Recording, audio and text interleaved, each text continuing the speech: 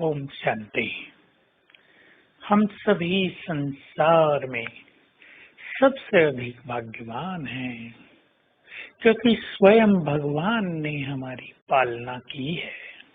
देखिए, बाप द्वारा बहुत प्यार से दृष्टि देते हुए, शुभ भावनाएं रखते हुए हमारी पालना की। शिक्षक के द्वारा संपूर्ण ज्ञान दिया, मार्ग दिखाया, हमारी सत्य की खोज समाप्त कर दी। कुछ भी जानना शेष नहीं रहा।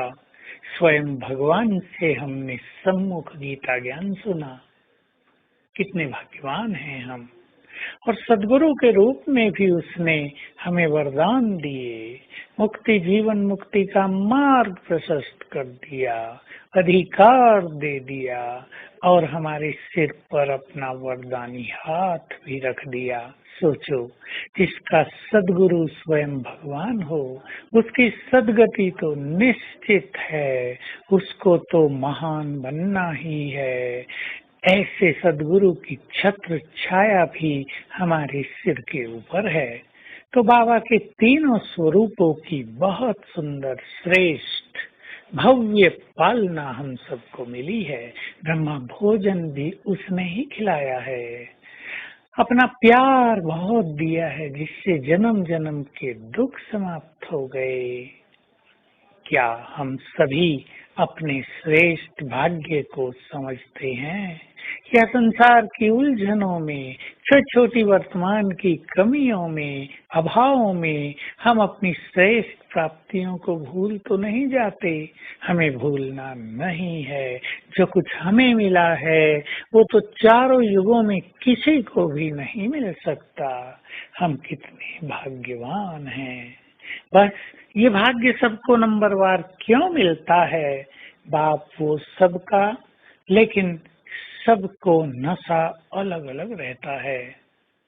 मेरा बाप स्वयं भगवान है, ये नशा जिसको सारा संसार ढूंढता है, जिसकी एक झलक पाने के लिए तपस्वी सन्यासी ऋषि मुनि तरसते थे, वो मेरा है। वो मेरे सम्मुख है, मेरी पालना कर रहा है। ये नशा सभी को अलग अलग रहता है। कोई इस नशे से बिल्कुल निश्चिंत रहते हैं, सारा दिन आनंद और खुशी में झूमते रहते हैं। उनका भाग्य श्रेष्ठ बनता जाता है।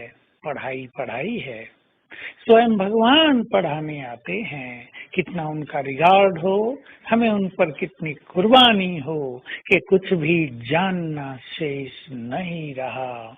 इस पढ़ाई को पढ़ना, उसका चिंतन करना, उसको जीवन में समाना, इससे भाग्य महान बनता है।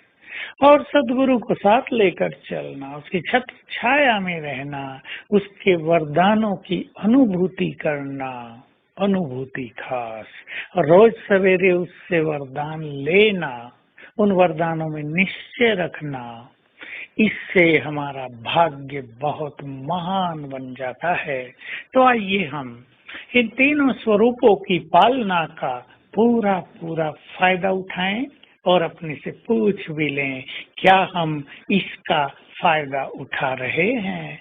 मनुष्य को एक छोटा सा पद भी मिलता है, वो उसका पूरा फायदा उठा लेता है। कोई छोटा नेता भी बन जाता है, वो अपने को भरपूर कर लेता है।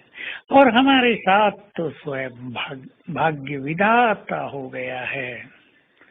तो इसका पूरा फायदा उठाना ही हमारी विवेकशीलता है, हमारी बुद्धिमानी है। ऐसे न हो, भगवान ने तो हमारी पालना की, लेकिन हम उसका लाभ न उठा पाए, हम उसकी छत्र छाया में न आ पाए, हम परेशान ही रह गए, हम संसार में कहीं ना कहीं उलझ कर ही रह गए।